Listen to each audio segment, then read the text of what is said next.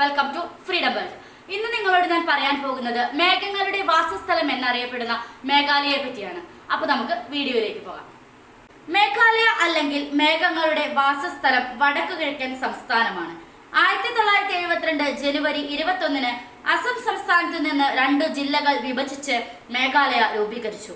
2014 മേഘാലയയിലെ ഏകദേശ ജനസംഖ്യ 32,11,474 ആയിരുന്നു. മേഘാലയയുടെ വിസ്തീർണം 22,429 ചതുരശ്ര കിലോമീറ്റർ ആണ്. നീളവും വീതിയും തമ്മിലുള്ള അനുപാതം ഏകദേശം 3:1 ആണ്. മേഘാലയയുടെ തലസ്ഥാനം ഷില്ലോങ് ആണ്. ഇന്ത്യയിലെ ബ്രിട്ടീഷ് ഭരണകാലത്ത് ബ്രിട്ടീഷ് സാമ്രാജ്യത്വ അധികാരികൾ അതിനെ കിഴക്കിന്റെ സ്കോട്ട്ലൻഡ് എന്ന് വിളിപ്പേര് നൽകി. മേഘാലയയുടെ ഔദ്യോഗിക ഭാഷ ഇംഗ്ലീഷാണ്.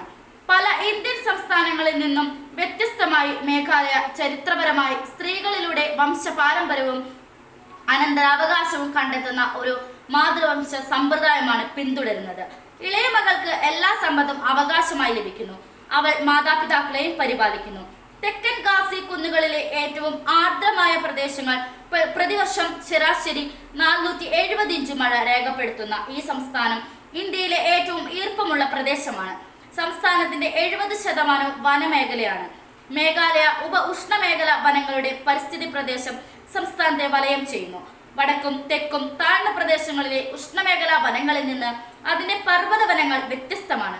സസ്തനികൾ, പക്ഷികൾ, സസ്യങ്ങൾ എന്നിവയുടെ ജൈവ വൈവിധ്യത്താൽ വനങ്ങൾ ശ്രദ്ധേയമാണ്. മേഘാലയയിൽ പ്രധാനമായും ഒരു വാണിജ്യ വന വ്യവസായമുള്ള ഒരു കാർഷിക സമ്പദ് വ്യവസ്ഥയുണ്ട്. ഉരുളക്കിഴങ്ങ്, അരി, ചോളം, പൈനാപ്പിൾ, വാഴപ്പഴം, പപ്പായ, സുഗന്ധവ്യഞ്ജനങ്ങൾ എന്നിവയാണ് പ്രധാന വിളകൾ. റിയൽ എസ്റ്റേറ്റ്, ഇൻഷുറൻസ് കമ്പനികൾ ചേർന്നതാണ് സേവന മേഖല. 2012 മേഘാലയയുടെ മൊത്ത സംസ്ഥാന ആഭ്യന്തര ഉൽപാദനം നിലവിലെ വിലയിൽ 16,173 കോടി ആയി കണക്കാക്കപ്പെടുന്നു. സംസ്ഥാനം ഭൗമശാസ്ത്രപരമായി ധാതുക്കളാൽ സമ്പന്നമാണ്.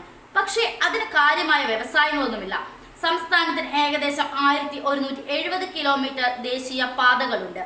ബംഗ്ലാദേശുമായുള്ള വ്യാപാരത്തിനുള്ള ഒരു പ്രധാന ലോജിസ്റ്റിക് കേന്ദ്രം കൂടിയാണിത്. ഏറ്റവും വലിയ സെൻട്രൽ ഇൻസ്റ്റിറ്റ്യൂട്ടുകളിൽ ഒന്നായ നോർത്ത് ഈസ്റ്റേൺ കൗൺസിൽ സെക്രട്ടേറിയറ്റും ഷില്ലോങ്ങിലാണ് സ്ഥിതി ചെയ്യുന്നത്. അയൽ ഇന്ത്യൻ സംസ്ഥാനങ്ങൾക്കൊപ്പം മേഘാലയയും പുരാവസ്തു താല്പര്യമുള്ളതാണ്. നിയോലിത്തിക് കാലഘട്ടം മുതൽ മേഘാലയയിൽ ആളുകൾ താമസിച്ചിരുന്നു. വടക്ക് കിഴക്കൻ ഇന്ത്യയിലെ 7 സഹോദരി സംസ്ഥാനങ്ങളിൽ ഒന്നാണ് മേഘാലയ. മേഘാലയ സംസ്ഥാനം പർവ്വത നിരകളാണ്, താഴ്വരകളും ഉയർന്ന പീഠഭൂമികളും നിറഞ്ഞതാണ്. അത് ഭൂമിശാസ്ത്രപരമായി സമ്പന്നമാണ്. ഇത് പ്രധാനമായും ആർക്കിയൻ പാറക്കൂട്ടങ്ങളും കൽക്കരി, ചുണ്ണാമ്പുകല്ല്, യുറേനിയം, സില്ലിമനൈറ്റ് തുടങ്ങിയ വിലപിടിപ്പുള്ള ധാതുക്കളുടെ സമ്പന്നമായ നിക്ഷേപം ഈ പാറക്കൂട്ടങ്ങളിൽ അടങ്ങിയിരിക്കുന്നു. മേഘാലയ എന്ന പേര് നൽകിയത് കൽക്കട്ട സർവകലാശാലയിലെ ഭൂമിശാസ്ത്ര പ്രൊഫസറായ ഷീബ പി ചാറ്റർജിയാണ്. മേഘാലയയിലെ ജനസംഖ്യയുടെ ഭൂരിഭാഗവും ഗോത്രവർഗക്കാരാണ്. ഏറ്റവും വലിയ വിഭാഗമാണ് ഖാസികൾ, തൊട്ടു പിന്നാലെ ഗാരോസ്, പിന്നീട് ജൈന്തിയാസ്.